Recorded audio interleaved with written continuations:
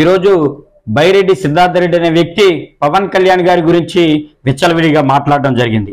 ఆయన స్థాయికి మించి అనేక వ్యాఖ్యలు చేయడం జరిగింది.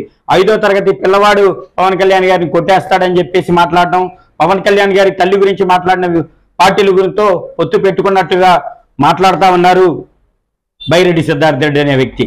ఇతను రాజకీయాల్లో ఒక బచ్చ.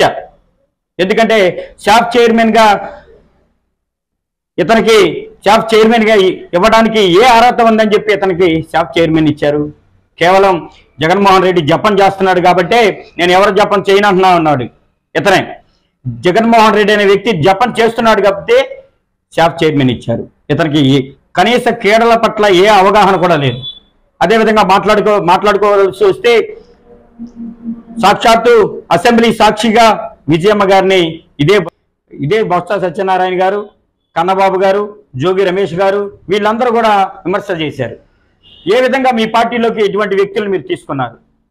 ఎలాంటి ఈ పరిస్థితుల్లో జగన్మోహన్ రెడ్డి గారిని మీరు ఎందుకు విమర్శించలేదు, ఎందుకు అడగలేదు?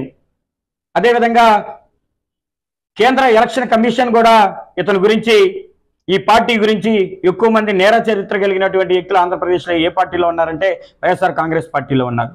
ఎందుకన్నా ఇంతమంది నేర చరిత్ర కలిగిన వ్యక్తుల్ని మన పార్టీలో తీసుకున్నావు, మన పార్టీ పరుగు పోవట్లేదా అని చెప్పి జగన్మోహన్ రెడ్డి గారిని ఎందుకు నువ్వు అడగలేదని చెప్పేసి ఇదే బైరెడ్డి సిద్ధార్థ రెడ్డిని నేను అడుగుతా ఉన్నా. అదేవిధంగా తన స్థాయిని మరిచి పవన్ కళ్యాణ్ గారి పైగా విచ్చలవిడిగా మాట్లాడుతూ ఉన్నారు. పవన్ కళ్యాణ్ గారి వ్యక్తిత్వం గురించి నీకు తెలియదా? ప్రతి కార్యకర్తకు కూడా అండగా ఉండాలని చెప్పి 5 లక్షల రూపాయలు బీమా సౌకర్యాన్ని కలిగిస్తున్నటువంటి వ్యక్తి పవన్ కళ్యాణుడు. ఏ రోజు అధికారంలో లేని పార్టీ జనసేన పార్టీ కౌలు రైతులకు ప్రతి రైతుకు కూడా 1 లక్ష రూపాయలు ఆర్థిక సహాయం చేస్తూ 30 కోట్ల రూపాయలని త్యాగం చేసినటువంటి వ్యక్తి పవన్ కళ్యాణ్. ఏ రోజైనా పిల్లికి భిక్షం పెట్టారా మీరు, మీ పార్టీ నాయకులు అని చెప్పేసి నేను అడుగుతా ఉన్నా. స్థాయికి మించి విచ్చలవిడిగా మాట్లాడితే తోలు తీసుకు మిమ్మల్ని కూర్చోబెడతాం. 2024 ఎన్నికల్లో మీ ఓటమి ఖాయమైపోయింది కాబట్టి విచ్చలవిడిగా మీరు మాట్లాడుతూ ఉన్నారు. నువ్వు రీల్స్ చేసుకో, తప్పులేదు. అంతేగాని రాజకీయాల్లో పవర్ స్టార్ని పవన్ కళ్యాణ్ గారిని, రాజకీయ దురంధరిని నువ్వు నీ విచ్చలవిడిగా మాట్లాడితే ఊరికినే ప్రసక్తి లేదు. జనసైనికులకు ఖచ్చితంగా సమాధానం చెప్తారు. నువ్వు అంటున్నావు కదా తోలు తెస్తానంటున్నాడు పవన్ కళ్యాణ్, తొక్క తెస్తా అంటున్నాడు, ఇదేదో ఉడత ఊపులు అన్నట్టుగా మాట్లాడుతా ఉన్నావు కదా, అదేదో 2024 ఎన్నికల్లో మీకు సమాధానం చెప్తా. ఖచ్చితంగా నువ్వు ఒళ్ళు దగ్గర పెట్టుకొని మాట్లాడు. పవన్ కళ్యాణ్ గారిని విమర్శించే స్థాయి నీది కాదు.